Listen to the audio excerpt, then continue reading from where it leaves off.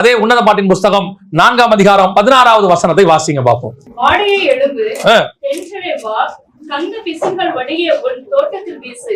என் நேசர் தம்முடைய தோட்டத்துக்கு வந்து தமது அருமையான கனிகளை புசிப்பாராக. இப்ப அங்க என்ன செய்யணுமா? நேசர் கனிகளை புசிக்க வருகிறார். நேசர் எதுக்கு வராரு? கனிகளை புசிக்க வருகிறார். ஆனா நம்ம ஆண்டவருக்கு ஒரு சுபாவம் இருக்குதுங்க. அதை நீங்க எப்பவுமே நீங்க பைபிள் முழுக்க வாசிக்கிட்டே வாங்க, ஒரு காரியத்தை மட்டும் மென்ஷன் பண்ணிக்கிட்டே இருப்பாரு. ஆண்டவர் உலாவுகிற இடமாக இருக்கட்டும், ஆண்டவர் இருக்கிற இடமாக இருக்கட்டும், ஆண்டவர் உட்கார்ந்து இருக்கிற இடமாக இருக்கட்டும், எந்த இடத்திலும் அவரை சுத்தி ஒரு கந்தர்வ வாசனை வீசிக்கிட்டே இருக்கணும்னு நினைப்பாரு அவரு. இந்த இடத்துல வசனம் சொல்லுது பாத்தீங்களா, என் தோட்டத்துக்கு கந்த பிசின்கள் அப்படின்னா என்ன அர்த்தம் அப்படின்னு கேட்டீங்கன்னா, பெர்ஃபியூம்ஸ், சென்ட். நம்ம ஒரு வார்த்தையில சொல்றோம்ல, இந்த சென்ட்டுக்கு நீங்க பல இருக்குது. பாடி ஸ்ப்ரேன்னு ஒண்ணு இருக்குது, பெர்ஃபியூம்னு ஒண்ணு இருக்குது, அப்புறம் வந்துட்டு என்னென்னமோ வச்சிருக்காங்க இப்போ. சரியா, அவங்க இருந்துட்டு போட்டோம். ஆனா ஒரு இதா சொல்லணும் அப்படின்னு சொன்னா, பொதுவா சொல்லணும்னா, வாசனை சுத்தி இருக்கிற இடம், அவர் உலாவுகிற இடம் எப்படி இருக்கணும்? வாசனை நிறைஞ்சுதான் இருக்கணுமா. ஆசாரிப்பு கூடாரம் எப்படி இருக்கணுமா? தூப கலசத்துல நல்ல தூப வர்க்கத்தை போட்டு என்ன செய்யணுமா? ஆட்டணுமா. இப்ப இயேசு வந்து பெத்தானியால உட்கார்ந்து இருக்கிறாரு. யார் வீட்டுல? அந்த சீமோனுடைய வீட்டுக்குள்ள உட்கார்ந்து இருக்கிறாரு. அவர் கொண்டு வந்து என்ன செய்யறா? பாதத்துல அதை உடைச்சு அந்த வீடே வசனம் சொல்லுது. வாசிங்களே, யோவான் சுவிசேஷம் 12ஆம் அதிகாரம் 2ஆம் வசனம் வாசிங்க. அங்கே அவருடைய ராவிருந்து பண்ணினார்கள். மார்த்தாள் பணிவிடை செய்தால், லாசருவும் அவருடனே கூட பந்தி இருந்தவர்கள் ஒருவனாய் இருந்தான். அப்பொழுது மரியாள் விலையேற பெற்ற கலகமில்லாத நலகம் என்னும் தைலத்தில் ஒரு ராத்தல் கொண்டு வந்து அதை இயேசுவின் பாதங்களில் பூசி தன் தலைமயிரால் அவருடைய பாதங்களை துடைத்தாள். அந்த வீடு முழுவதும் தைலத்தின் பரிமளத்தினால் நிறைந்தது. பரிமளம் அப்படின்னா வாசனை. அந்த தைலத்தின் பரிமளம், அந்த தைலத்தினுடைய வாசனையால என்ன செஞ்சிருச்சு? நிரம்பிடுச்சு. இந்த தைலத்துக்கு நிறைய விளக்கத்தை ஆண்டவரே கொடுக்கிறார். ஒரு இடத்துல அபிஷேகம்ங்கிறாரு, ஒரு இடத்துல பாடுங்கிறாரு. பாடுகளுக்கான அபிஷேகம், ஆனந்த தைலத்தினால் அவர் என் தலையை அபிஷேகம் பண்ணினார்னு இருக்குது. அவள் வந்து என் மரணத்துக்கு முந்தி கொண்டாள்னு இருக்குது. தைலத்தை ஒத்தும் போது அது வந்து பாடுகளும் இருக்கு, மரணம் இருக்கு, நிறைய இருக்கு. ஆனா எல்லாத்தையும் ஓவரால் சொல்றோம்னா ஒரு சாட்சி, நல்ல வாசனை, சாட்சியின் வாசனைன்னு சொல்றோம் இல்லையா? அப்ப கர்த்தர் நம்ம இடத்துல உலாவ வரும்போது, கனியை புசிக்க வரும்போது ஒரு காற்று எழும்புதுன்னு சொல்றோம்ல, நம்ம எழும்புறோம்ல. எழும்பும் போது மிக முக்கியமா கர்த்தர் நம்ம கிட்ட எதிர்பார்க்கறது என்னன்னா ஒரு சாட்சியின் வாசனை. சாட்சியின் வாசனை இல்லாமல் வாடை எழும்புனா, இப்ப பாருங்க, சில இடத்துக்கு நீங்க போகும்போது, கார் கிராஸ் ஆகும்போது பாருங்க, காருக்குள்ள ஒரு துர்நாற்றம் வீசும். அந்த இடத்த கிராஸ் பண்ண, லெதர் ஃபேக்டரி எல்லாம் இருக்கும், சில வந்து சாய ஃபேக்டரி இருக்கும். கிராஸ் பண்ணும்போது பாருங்க, ஒரு அந்த காத்தின் வழியாக ஒரு வாசனை வருது. அந்த வாசனை நமக்கு நல்ல வாசனை இல்லை, புரியுதா? ஆனா அந்த காற்றோட சேர்ந்து அது வருது. அப்ப அந்த காற்று எப்படிப்பட்ட வாசனையை வீசுதுன்னு கேட்டீங்கன்னா துர்நாற்றத்தை வீசுகிறது. இப்போ நாம சாட்சியின் வாசனை வீசுறவங்களா இருந்தாதான் தென்றல் எழும்பணும். இந்த தென்றல் எழும்பு ஏன் வீச சொல்றாரு? நீ வீசு, ஆனா உன் வாசனை என்னவா இருக்கிறது, அதான் முக்கியம். எல்லாருக்கும் எழும்பணும்னு ஆசை இருக்குது, ஊழியம் பண்ணணும்னு ஆசை இருக்குது, நிறைய கூட்டம் வரணும், பெருசு பெருசா கூட்டம் நடத்தணும் இருக்கு. ஆனால் உன்னுடைய சாட்சி எப்படிப்பட்டதா இருக்கிறது? சாட்சி சரியில்லாமல் நீ வாசனை வீசி பிரயோஜனம் இல்லை. பெரிய கூட்டம் நடத்தி உன் சாட்சி சரியில்லாமல் பிரயோஜனம் இல்லை. ஒரு ஊழியக்காரர் நீங்க சொல்றாரு, நான் எப்படிங்கிறத பார்க்காதீங்க, என்னுடைய ஊழியத்தை மட்டும் பாருங்க அப்படிங்கிறார். இது உலகத்துக்கு பொருந்தும். டாக்டர் எப்பேற்பட்டவனா இருக்கட்டும், ஆபரேஷன் ஒழுங்கா பண்றாரான்னு பாருங்க, கரெக்ட் தானே? கரெக்ட். இன்ஜினியர் எப்பேற்பட்டவரா இருக்கட்டும், வீடை ஒழுங்கா கட்டுறாரான்னு பாருங்க, கரெக்ட் தானே? சரிதான். நீங்க பாருங்க, நிறைய வீடு கட்டுற கொத்தனாரிவங்களா குடிக்கிறவங்களா கூட இருப்பாங்க. ஆனா நம்ம அதை பத்தி கவலைப்பட்டுக்கிறோமா? இல்ல வேற வழிபாடு உள்ளவங்களா இருப்பாங்க, கவலைப்பட்டுக்கிறோமா? நம்மளை பொறுத்த வரைக்கும் வீட்டை ஒழுங்கா கட்டி கொடுத்தா சரி. நீங்க ஒரு வண்டி, ஆட்டோவோ டாக்ஸியோ பிடிக்கிறீங்க, டிரைவர் ரட்சிக்கப்பட்டவரா கேட்டிருக்கீங்களா? டிரைவருக்கு சர்ச்சுக்கு போறவரா கேட்டிருக்கீங்களா? நீங்கள் குடிப்பீர்களா, சிகரெட் பிடிப்பீர்களா, உங்களுடைய மெடிக்கல் சர்டிபிகேட் கொஞ்சம் கொடுக்க முடியுமான்னு கேட்டிருக்கிறோமா? இல்ல. நம்மளை பொறுத்த வரைக்கும் நீங்க என்ன வேணா செய்யுங்க, ஒழுங்கா டிரைவ் பண்ணி கொண்டு போய் சேர்த்துருங்க, அவ்வளவுதான் நமக்கு தேவை. ஆனால் அது ஆவிக்குரிய வாழ்க்கைக்கு பொருந்தாது. ஏன் தெரியுமா? இப்ப நான் என்பது வெறும் என்னுடைய ஊழியம் மட்டுமல்ல, என் டேலண்ட் மட்டுமல்ல, புரியுதா? இப்ப நான் நல்லா பாடுவேன், நல்லா பாட்டு எழுதுவேன், நல்லா மியூசிக் வாசிப்பேன், நான் நல்லா பேசுவேன், எவ்வளவு இருக்கட்டும். ஆனால் நான் வாசிக்கிற இசையிலையும், நான் பேசுகிற பேச்சிலையும், நான் சொல்லுகிற வார்த்தையிலையும் அபிஷேகம்னு ஒண்ணு இருந்தாதான் அது அடுத்தவங்களுக்கு பிரயோஜனமாக மாறும். அதுல அபிஷேகம் இல்லாம நான் என்னதான் பாடினாலும், உலக பிரகாரமா ஒரு சினிமா பின்னணி பாடகர் பாடுறாரு, நம்ம எல்லார விட அழகா பாடுறாரு. ஆனா அவர் பாடுறதுக்கும் நம்ம பாடுறதுக்கும் என்ன வித்தியாசம்? அவர் பாடும்போது அழகாக இருக்கிறது, நம்மளை விட சுதி லயம் எல்லாத்தையும் வச்சு பாடுறாரு, சங்கீதம் கூட கத்திருப்பாரு. ஆனால் நம்முடைய குரல்ல அவருக்கான எதுவுமே இருக்காது. ஆனா ஒண்ணு இருக்கும், அடுத்தவரை மனம் திரும்ப பண்ணுகிற ரட்சிப்புக்கு ஏதுவான அபிஷேகம் நம்முடைய குரலில் இருக்கும். அப்ப இந்த அபிஷேகம் தான் அதுல இம்பார்ட்டன்ட். என் வாய்ஸ் இம்பார்ட்டன்ட் இல்ல, கீபோர்டு எவன் வேணாலும் வாசிக்கலாம், ஆனால் அந்த அபிஷேகம் இருக்கான்றதுதான் முக்கியம். டேலண்டா வாசிக்கிறவன் கர்த்தருக்கு தேவையில்லை, நல்ல அபிஷேகத்தோட வாசிக்கிறவன் தான் கர்த்தருக்கு தேவை. எத்தனை பேர் தம்புரு வாசிச்சாலும் இவன் வாசிக்கிறான் பாருங்க, தாவீது, அதுதான் ஸ்பெஷல். ஏன் தெரியுமா? அவங்க வாசிச்சா இசை, இவன் வாசிச்சா டெலிவரன்ஸ். இவன் வாசிக்கும் போது பிசாசு ஓடும். அப்போ நான் வாசிக்கிறதுல இன்ஸ்ட்ருமெண்ட்ல ஒண்ணும் இல்ல, டேலண்ட்ல ஒண்ணும் இல்ல, எனக்குள்ள இருக்கிற அபிஷேகம் தான், எனக்குள்ள இருக்கிற அந்த வாசனை தான் என் காற்றோட சேர்ந்து வரும்போது என் நேசருக்கு அது சந்தோஷத்தை கொடுக்கிறது. இன்னைக்கு எத்தனை பேர் ஊழியம் பண்ணும்போது கர்த்தர் சந்தோஷமா இருக்கிறாரா? இவரு மோசே ஊழியம் பண்ணி முடிச்சிட்டாரு, ஜனங்களுக்கு தண்ணி வந்துருச்சு. மோசே யாரு? சாந்த குணமுள்ளவர், இருதயத்துக்கு ஏற்றவர். நான் அவருக்காக இயேசு வைராக்கியமா, தேவன் வைராக்கியமா சண்டெல்லாம் போடுவார். போய் எப்படி மோசையை பத்தி பேசுவீங்கன்னு போய் கேட்பாரு. எல்லாம் ஓகே தான். ஒரு இடத்துல மோசேக்குள்ள இருக்கிற சாட்சி போச்சு.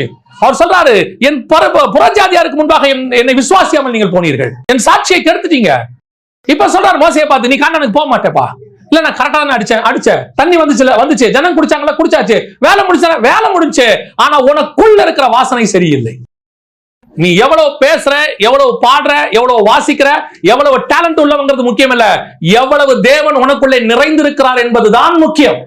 இப்பவும் சொல்றேன், பயங்கர டேலண்ட் இல்லாதவன் கூட இருக்கலாம், ஆனா கர்த்தர் உள்ள இருந்துட்டார்னா அவனை உயர்த்தி கொண்டு போய் மேல உட்கார வைப்பதற்கு தேவன் வல்லமை உள்ளவராக இருக்கிறார். எதுல கான்சென்ட்ரேட் அதிகம் பண்ணணும் தெரியுமா? வாசனையில தான் கான்சென்ட்ரேட் பண்ணணும். மேலே போக போக போக இன்னும் கான்சென்ட்ரேட் பண்ணிட்டே இருக்கணும், இன்னும் தேவ சமூகத்துல உட்காரணும், இன்னும் ஆண்டவர்கிட்ட கேட்கணும், இன்னும் கெஞ்சணும். ஆண்டவரே, அந்த வாசனை மட்டும் என்னை விட்டு போயிடவே கூடாது. நீ உனக்குள் வீசுகிற வாசனை என்ன? ஆனா என்ன பிரச்சனை தெரியுமா? பாடியில வர வாசனை மனுஷனுக்கு தெரிஞ்சிடும், ஆனா உன் ஆத்மாவில வர வாசனை தேவனுக்கு தான் தெரியும். தேவன் உலாவறதுக்கு ஏன் வராரு? வந்து பாக்குறாரு, ஆதாம காணோம். ஆதாமே எங்க இருக்கிறா? வாசனை மாறிடுச்சு ஆண்டவரே. இப்ப நீ என் பக்கத்துல நிக்க முடியாது.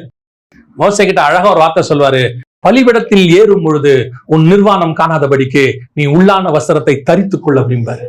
எவ்வளவு ஒரு அழகான வார்த்தை பாருங்க.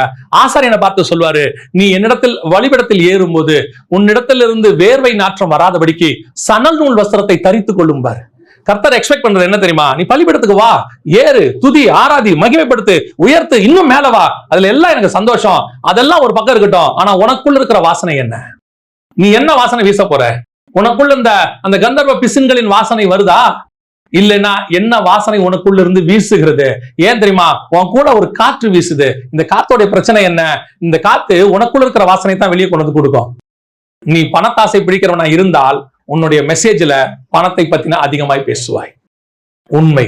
நீ பொருளாசை உடையவனா இருந்தால் உன்னுடைய மெசேஜ்ல பொருளாசை குறித்து அதிகமாய் பேசுவாய். நீ பரலோகத்தின் ஆசை உடையவனா இருந்தால் உன் மெசேஜ்ல அதிகமாய் பரலோகத்தை குறித்து பேசுவாய். நீ யார் என்பதை உன் வாயின் வார்த்தை காட்டி கொடுத்து விடும். வசனம் சொல்லுது, இருதயத்தின் நிறைவினால் வாய் பேசும். இப்பவும் சொல்றேன், உள்ளுக்குள்ள பணத்தாசையை வச்சுக்கிட்டு வெளியே உன்னால அதை மறைச்சு பேசவே முடியாது. எங்கேயாவது ஒரு இடத்துல அது வெளிப்பட்டுடும், நேரடியாகவோ மறைமுகமாகவோ வரும். நான் எப்பவும் சொல்வேன், நம்ம சுத்தி இருக்கிற ஒரு 50 பேரை பாக்குறோமா, 100 பேரை பாக்குறோமா, 1000 பேரை பாக்குறோமா? ஆண்டவர் 6000 வருஷமா ஜனங்களை பார்த்துக்கிட்டு இருக்கிறாரு. அவர் ஆதாம்ல இருந்து ஒரு வயலையும் பார்த்துக்கிட்டே இருக்கிறாரு. தி பெஸ்ட் நல்லவனையும் பார்த்துட்டாரு மோசே மாதிரி. தி பெஸ்ட் நல்ல ஊழியக்காரன் யாரை பார்த்துட்டாரு? பவுலையும் பார்த்துட்டாரு. அவர் இந்த பக்கம் சீமையையும் பார்த்துட்டாரு, இந்த பக்கம் யூதாசையும் பார்த்துட்டாரு. தி பெஸ்டையும் பார்த்துட்டாரு, ஒஸ்டையும் பார்த்துட்டாரு. நீங்க புதுசா அவர்கிட்ட போய் டிராமா போடாதீங்க. அப்ப நம்முடைய சாட்சியை பரலோகம் பார்க்கிறது இல்லையா? நமக்குள்ள இருக்கிறது வெளிப்படும்.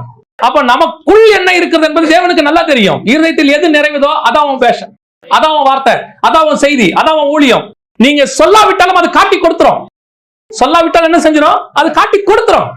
எது உனக்குள்ள அதிகமாய் நிறைந்திருக்கிறதோ அது அதிகமாய் வெளிப்படும். உனக்கு உன் பிள்ளையை பத்தி அதிகமான நேசம் இருந்துச்சுன்னா உன் மெசேஜ்ல உன் பிள்ளையை பத்தி அதிகமா பேசுவ. உன் அம்மாவை பத்தி உனக்கு அதிகமா இருந்துச்சுன்னா நீ உன் அம்மாவை பத்தி பேசுவ. நீ தேவனை பத்தி அதிகமா தெரிஞ்சு ஆசைப்பட்டினா தேவனை பத்தி அதிகமா பேசுவ. அவ்வளவுதான். அப்ப சொல்றாரு, அந்த கந்த பிசின்கள் வாசனை தேவன் உலாவும் போது அப்படியே பாக்குறாரு, தோட்டத்தில் உலாவுறாரு, கூப்பிடுறாரு, ஆதாமே நீ எங்கே இருக்கிறாய்? இப்ப நம்ம அந்த வாசனை வீசும் போது கர்த்தர் பாக்குறாருல்ல, நம்மளை கேட்பாருல்ல, உன் சாட்சி என்ன, உனக்குள்ள வீசுகிற வாசனையினுடைய வெளிப்பாடு என்ன? அதைத்தானே கர்த்தர் சொல்ல போறாரு. இதைத்தான் அந்த வசனம் சொல்லுது, கந்தர்வ பிசின்களின் வாசனை எனக்குள்ள என்ன செய்யணும்? வீசணும். அவர் அப்படியே தோட்டத்துக்குள்ள உலாவிக்கிட்டே வராரு, ஆதாமே நீ எங்கே இருக்கிறாய்? ஆதாமால அந்த வாசனையை அவருக்கு முன்னாடி வீச முடியல. ஆண்டவரே நான் பாவம் செஞ்சுட்டேன், இப்ப எனக்குள் மரண வாசனை வீசுகிறது. ஏன்னா அவனுக்கு மரணம் வந்துருச்சு உள்ளுக்குள்ள, எனக்குள் மரண வாசனை வீசுகிறது. இந்த வாசனையோடு கூட என் நேசர் உலாவும் போது என்னால் வந்து நிக்க முடியாது. ஆனா எப்ப நிக்க முடியும் தெரியுமா? எனக்குள் ஒரு ஜீவ வாசனை வீசும். ஜீவ வாசனை வீசும் போது நான் வந்து அவருக்கு முன்பாக நிற்பேன். நிக்கிறதுக்கான காரணம் என்னன்னா, இப்ப அவர் நிக்கும் போது பாக்குறாரு, உனக்குள்ள ஒரு நல்ல வாசனை இருக்குது. என்ன வாசனை?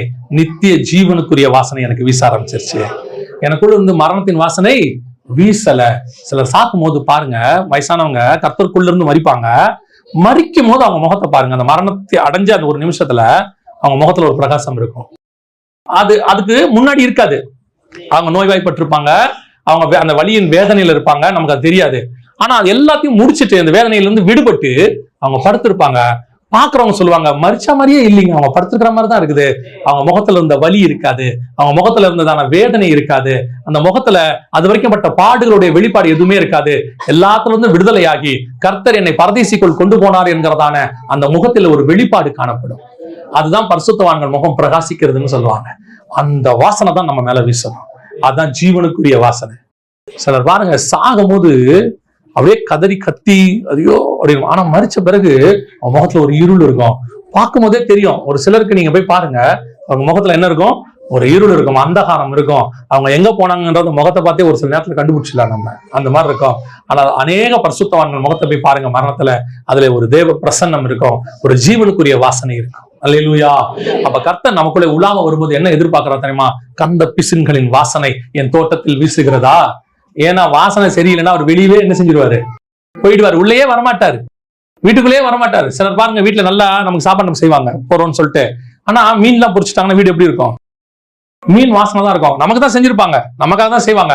ஆனா என்ன பண்ணிடுவாங்க தெரியுமா? சில சகோதரிகள் கரெக்டா செஞ்சு முடிச்சுட்டு ஏதாவது ஒரு ரூம் ஸ்ப்ரேவோ இல்ல சாம்பிராணியோ என்ன செஞ்சு விட்டுருவாங்க, போட்டு விட்டுருவாங்க. அந்த மீன் வாசனையே இருக்காது. அப்போ அந்த வீட்டுல அவர்களுக்குள்ள இருந்த அந்த மீன் வாசனையோ எதுவுமே இருக்காது. வீட்டுக்குள்ள நுழைஞ்சவன என்ன வாசனை இருக்கும்? அந்த அவங்க அடிச்ச ரூம் ஸ்ப்ரே. அதெல்லாம் சொல்றது, மரியாள் உடைத்த தைலத்தின் வாசனை அந்த வீடு முழுவதும் எப்படி இருந்துச்சா? நிரம்பி இருந்தது. இப்போ உள்ள வரதுக்கு முன்னாடியே அவர் டிசைட் பண்ணிடுறாரு, நல்ல வாசனை வீசுதுப்பா, இந்த வீட்டுக்குள்ள என்ன செய்யலாம், போகலாம் அப்படின்னு சொல்லி அவர் டிசைட் பண்றாரு. சில நேரங்கள்ல நாம பார்க்கிறோம், ஆனா உள்ளுக்குள்ள யாருங்கிறது யாருக்கு தெரியும்? தேவனுக்கு தான் தெரியும். பல நேரங்கள்ல நம்ம சாட்சியின் வாசனை என்பது நமக்கு வெளியே இருக்கிறவங்களுக்கு தெரியாது. வாசலில் இருக்கிற நேசருக்கு நன்றாய் தெரியும் உள்ளுக்குள்ள என்ன வாசனை வீசுது, உள்ளுக்குள்ள இது எப்படிப்பட்டதாக இருக்கு, எல்லாருக்கும் தெரியும். சிம்சோனை பொறுத்த வரைக்கும் அத்தனை பேருக்கும் தெரியும். அவன் ஒரு மிகப்பெரிய நியாயாதிபதி, நமக்காக சண்டை பண்றவன், யுத்தம் பண்றவன். ஆண்டவருக்கு தெரியும், இவன் போய் ஒரு நாள் குருடா மாறிடுவான், ஒரு நாள் இவன் தலையை மொட்டையை அடிச்சிடுவாங்க, இந்த பையன் நிக்கிற இடம் நல்லா இருக்கு, படுக்கிற இடம் சரியில்லை. ஆண்டவருக்கு தெரியும், நாம நிக்கிற இடம் நல்லா இருக்கு, ஆனா படுக்கிற இடம் சரியில்லை. அநேகருடைய வாழ்க்கையில உட்கார்ந்து இருக்கிற இடம் நல்லா இருக்குது, வேலை பார்க்கிற இடம் சரியில்லை. ஆண்டவருக்கு தெரியும் எங்க மொட்டை அடிப்பாங்க, எங்க கண்ணை குருடாக்குவாங்க. ஏன்னா அவன் சாட்சியின் வாசனை யாருக்கு தெரியும்? கர்த்தருக்கு தெரியும். இப்ப நம்ம வாசனையை பாதுகாத்துக் கொள்ள வேண்டியது ரொம்ப முக்கியம். என் வாசனை எப்படி இருக்குது ஆண்டவரே? ஒவ்வொரு நாளும் வேற யாரும் சொல்ல வேணாம், வேற யாரும் சொல்ல வேணாம், நமக்கும் கர்த்தருக்கு மட்டும் உள்ளதுதான்.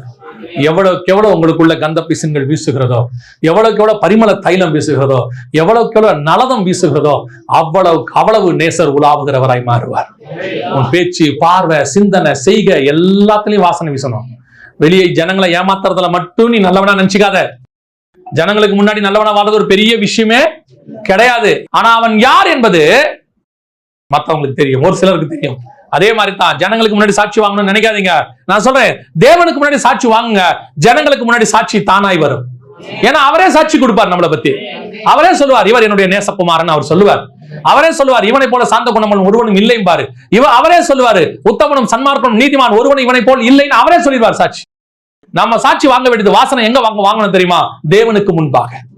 என்ன மாமியார் பாராட்டல, மருமக பாராட்டல, என் கணவர் பாராட்டல, யார் பாராட்டலாம் கவலையப்படாதீங்க.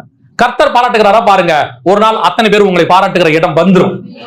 அந்த இடத்துக்கு நீங்க வந்துட்டீங்கன்னா அத்தனை பேரும் பாராட்டுவாங்க. இப்ப நம்ம எல்லாம் எதுக்கு எதிர்பார்த்துட்டு இருக்கோம்? சகோதரிமார்கள் கிட்ட ஒரு சின்ன பாராட்டு தான் எதிர்பார்ப்பாங்க. என்ன பார்ப்பாங்க தெரியுமா? சமைச்சு வச்சு அந்த சாப்பிடும் போது அவர் ஒரே ஒரு வார்த்தை நல்லா இருக்குன்ட்டா நமக்கு என்னாச்சு? ரொம்ப சந்தோஷம். ஆனா அவங்க எக்ஸ்பெக்ட் பண்றதுலாம் ஒன்னே ஒண்ணுதான். என்ன கேட்பாங்க தெரியுமா? அந்த ஒரு சாட்சி நல்லா இருக்குது அப்படின்னு. நான் சொல்றேன், யார் பாராட்டுறாங்க யார் பாராட்டல அதை பத்தி கவலையே படாதீங்க. அவன் பாராட்டுவான், பாராட்டாம போவான். ஒரு சிலருக்கு ஒரு குணம் உண்டு, அவனுக்கு பாராட்டவே தெரியாது, அவனுக்கு சொல்லவே தெரியாது, அவன் லைஃப்லயே தெரியாது, ஆனா மனசுல சொல்லிட. இன்னொரு ஆள் இருக்கான், அது அதோட மோசம்.